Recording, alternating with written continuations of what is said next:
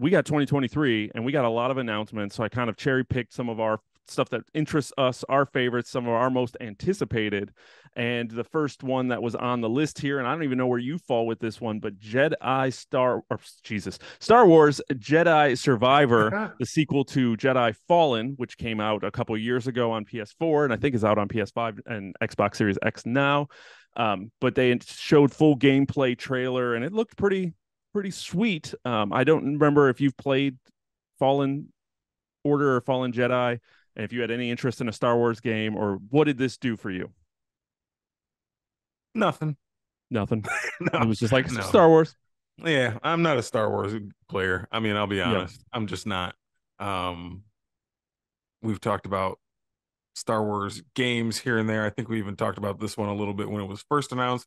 And I think I said I didn't play the first one of that. And I just never really played Star Wars games, man. I don't know. Mm-hmm. That corner of being a Star Wars fan just doesn't appeal to me so Yeah. much playing the games. So I totally understand why some are excited. Like some people's Star Wars fandom is based mostly off the games. They like the Right. games, better than the movies and the shows. So, happy for them. But yeah, I'll be all right. What about Yeah. you? I played Fallen Order, Fallen Jedi. I can't even remember what the damn thing's called, but I played the first one and it was a good game. Now I played a lot of it. There was a lot of hype, obviously, and then I was listening to some podcasts and other things that were like, "This is our game of the year," and I was like, "I can't imagine that." And I ended up playing it, and yeah, I struggled with that. There were a lot of like just technical things that bothered me, and there were a lot of stuff that some of the combat I just could never grasp. It wasn't as tight as I wanted it to be. So I struggled with a lot of that, but I did play through the whole game. It was a good game. It had some really cool moments, especially towards the end. So I'm definitely down for more. Part of me wants to try the PS5 version of the first one before this one comes out and see how much they tighten some of that stuff up, some of those glitches from when I originally played it, to try to see. It's definitely on my radar. It's definitely something I'll probably end up playing somewhere relatively soon after release, but I don't know to what level. I don't know if I'm a day one. I need this game yet, but kind of see how it goes. But it was definitely piqued my curiosity. I did enjoy the first one. One of the big things, obviously, it was like the announcement to end the night before they did Game of the Year, but we got a new trailer for Final Fantasy 16, as well as a release date of June 22nd, 2023. Yeah, I'm excited for this game. Uh any Final Fantasy news is kind of interesting to me. Even the ones I don't make it all the way through, I always kind of have an interest level enough to want to pick it up. So Final Fantasy 16 is no exception. Um, Enjoyed 15, like I've said on the show before. It's the game that made me, buy a PlayStation 4. Um, so yeah, Final Fantasy 16. How could I not? Being a fan ever since, for a couple decades now. I will not pass up the opportunity to play the next game in the series. What Day about you? one, always Final Fantasy. I just Oh yeah. play through them, love them. It's just a series that, for whatever reason, just brings me all kinds of excitement. Watching this trailer gave a little bit more story, but still, just like Final Fantasy, you're just watching cutscenes and they're gorgeous. You don't know what the hell's going on. You're just like, what is happening? I saw lots of fire and lots of craziness, and I was just there for it, and I was like, yes, give it to me. They gave me a date, June 22nd, and June 22nd, that will be what I will be doing, playing Final Fantasy 16, because that's just what I do. It's the summer of 16, boys. Summer of 16, playing some Final Fantasy, and I think we'll get Final Fantasy 7 Part 2. I think that's supposed to be next winter. So I think we might get two big Final Fantasy games next year, but that's not confirmed. I think that was just the last rumored date. So, but I'm ready for it's been a while since 2015 or Final Fantasy 15. So I'm ready for that one. The other announcement came out April 19th, just in time for my birthday. Horizon Forbidden West, The Burning Shores DLC is dropping. Um, how do you feel about this one now? You ready for some more Forbidden West? Hop back into the shoes of Aloy. Yeah. Yeah, why not, man? I mean, if it continues the trend of how these games have been going, like the first game was fun, and then the DLC for that came out. I forget what it was called. It was something Frozen Winter Wilds. Frozen Wild, and that improved on the first game. I think we both agreed on that. Um, and then Forbidden West came out obviously this year. and had a lot of fun with that. I think we might touch on that game here in a little while in Maybe. this episode, maybe. But so yeah, if it's following the trend, why wouldn't this DLC be just more fun than those? They seem to keep finding ways to improve the gameplay and the story. So yeah, man, I'll definitely be down for another adventure there, another Horizon adventure. I'm not going to be getting the PlayStation VR anytime soon, so I won't be playing that. I know The there's a Call of the Horizon. Wild or uh, whatever it's called. Yeah, I know they have a Horizon game coming for that, but I'm not ready to buy anything like that. I'm not sold on that. I'm not prepared for a VR lifestyle at this Yeah, point. I don't have the room. Yeah, so this new DLC for Horizon, the Horizon series is a welcome announcement for me. I'm glad we have a date. Looking forward to it. How about you? Yeah, I've been waiting for it. Obviously, it's following the pattern. Frozen Wilds came out. I pretty much spite played Horizon Zero Dawn, the first one. I really struggled to get into that game and to really grasp what they were trying to do. And it was gorgeous. I was interested in the story and wanted to see where it was going, but the gameplay and open world just kind of was a lot for me. And I kind of really struggled with feeling anything for the characters or really feeling involved in the world. And then I played the Frozen Wilds, and Frozen Wilds was awesome. And it just was Mhm. like blew me away. And I was completely hooked on just the way that they changed the story and just the interesting side quests and the characters. They just gave even the little NPCs so much more depth. And I really was excited that they were going to take that into Forbidden West, which they did. And everything just, I really enjoyed Forbidden West for what it was and enjoyed a lot of that. And now the idea that we're going to go to dilapidated LA for an expansion and give me more, yeah, I'm 100%. That's probably a no brainer purchase for me to jump back into that world and start clearing off that map a little bit more. I played through a lot of it and ready to do it again. Happy birthday to you, April 19th. Happy birthday to me. In my opinion, I think this was the biggest announcement that I could have that got me right in the feels.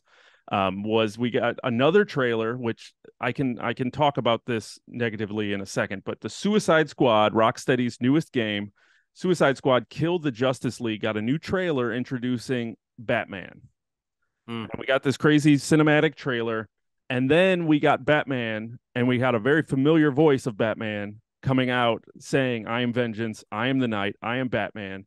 And we got a graphic that said, Thank you, Kevin. And as I don't think we've really talked about in the show, but Kevin Conroy a couple weeks ago, who did voiced, I mean, he's our voice of Batman. Anytime I hear anyone else voice Batman that's not Kevin Conroy, it sounds wrong. Hmm. And he passed away from cancer a couple weeks ago. And it was kind of really a devastating, seems across the whole industry of just, he was well liked, well loved, and just that is Batman to a lot of people, including us. And basically, it was announced that he will be Batman one more time in Kill the Justice League Suicide Squad game. That was Hmm. like the announcement that had me like, that is awesome. That was so awesome to hear.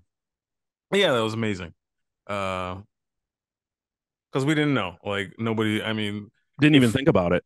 if he would have still been alive and the game came out, we'd be like, oh, that's great, they got him back. We wouldn't, it wouldn't even, it's not news Yeah. that he was voicing Batman again, but it's news now that he's, sadly passed away. So being able to hear him voice the character like the way we hear him, like that's just the way we hear him. Yeah.